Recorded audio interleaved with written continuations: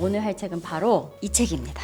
박웅현님의 8단어입니다. 이분으로 말할 것 같으면 제일기획에서 광고 일을 시작해서 책은 돕기다, 다시 책은 돕기다, 인문학으로 광고하다, 이제 이런 책을 쓰신 분입니다. 이분이 광고계에 굉장히 유명하신 분이죠. 광고계에서 이분이 어떻게 유명하신 분이냐를 제가 좀 설명을 드리려면 이분이 한 카피를 말씀드리면 될 것 같아요. 들어보신 적 있으실 겁니다. 넥타이와 청바지는 평등하다, 생활의 중심, 사람을 향합니다, 생각이 에너지다, 진심이 짓는다, 혁신을 혁신하다 등 어디서 들어보신 것 같으시죠? 그런 광고 카피를 만들어내신 분이세요. 굉장히 광고 잘하는 사람은 약간 천재처럼 보이잖아요. 이분이 당대에 그런 분이셨던 것 같아요. 제가 볼 때는. 전 예전에 책은 돕기다를 굉장히 감명 깊게 읽었었던 기억이 있는데 이분은 정말 천재고 급이 다른 사람이다, 좀 그렇게 느꼈었던 기억이 있거든요. 그래서 이번에 방웅현 작가님의 이 8단어, 이거는 아무런 고민 없이 딱 집어들었던 그런 책입니다. 이게 이제 뭐라고 나와있냐면 인생을 대하는 우리의 자세 8단어라고 돼 있어요. 그래서 여기에 8장으로 나누어서 8가지 단어에 대해서 이제 좀 짤막짤막하게 박웅현 작가님의 생각을 적은 겁니다. 그래서 그 8가지 키워드가 뭐냐라는 건데요. 자존,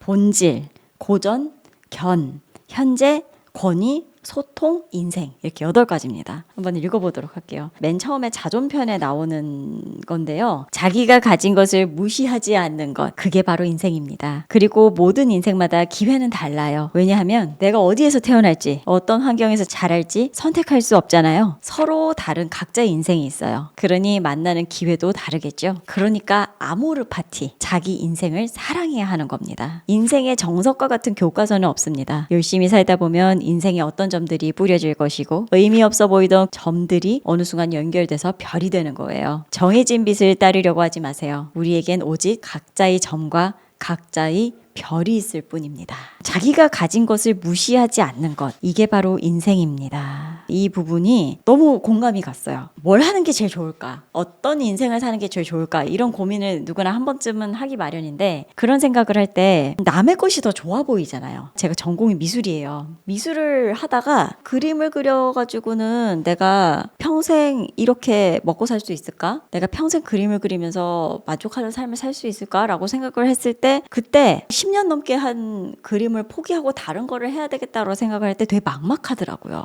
왜냐면 내가 죽어라 10년 동안 해온 건데 이거를 내려놔야 되니까 뭘 할진 모르지만 그게 그림이랑 상관이 없는 게 될 것 같다는 생각이 들면 들수록 더 자괴감에 빠지는 거죠. 나는 뭘 한 거지 여태까지? 그런 생각이요. 근데 나중에 이렇게 지나고 나서 제가 지금 세무사로 한 10년 정도 됐는데, 근데 지금 와서 이렇게 돌이켜보면 그때 내가 쓸데없이 했다고 생각했던 그게 쓸데없는 게 아니었다는 생각이 요즘 들어서 자주 들어요. 실제로 모든 사람이 다 똑같은 루트를 타는 건 아닙니다만 어떤 사람이든 그 사람의 어떤 특징 혹은 그 사람을 결정짓는 성격을 이렇게 결정짓는 그런 부분들 있죠. 그런 것들에 있어서 제가 그림을 그렸었다는 게 굉장히 큰 특이점을 주는 것 같더라고요. 제가 지금 하는 일이 있어서 일단은 세무회계랑 너무너무 다른 일을 했었다는 것 자체가 제가 조금 다른 세무사님들의 시각차가 있는 것 같은 느낌을 많이 받거든요. 저는 전혀 다른 걸 했다 보니까 세무사들은 저런 생각을 하는구나, 좀 이렇게 약간은 거리감을 두고 생각할 때가 있어요. 그러니까 조금 제3자적인 시각으로 볼 수 있는 그런 눈이 아직은 제가 있다는 생각이 들거든요. 아직은. 맞는 말씀입니다. 다양성. 그죠? 맞아요. 다양성에 대한 이야기죠. 그게 다양성이 자존감이랑 같은 말일 수도 있다는 생각을 이 책을 읽으면서 좀 생각을 해본 것 같아요. 여기 또 인생이라는 부분에 나와 있는 부분을 읽어드릴게요. 이게 좀 할아버지한테 듣는 그런 조언인 것 같은 느낌이 들어서 이 부분을 좀 읽어보겠습니다. 몸에 병이 없기를 바라지 마라. 세상살이에 곤란함이 없기를 바라지 마라. 공부하는데 마음에 장애가 없기를 바라지 마라. 수행하는데 마없기를 바라지 마라. 일을 꾀하되 쉽게 되기를 바라지 마라. 친구를 사귀되 내가 이롭기를 바라지 마라. 남이 내 뜻대로 순종해 주기를 바라지 마라. 공덕을 베풀려면 과보를 바라지 마라. 이익을 분에 넘치게 바라지 마라. 억울함을 당해서 밝히려고 하지 마라.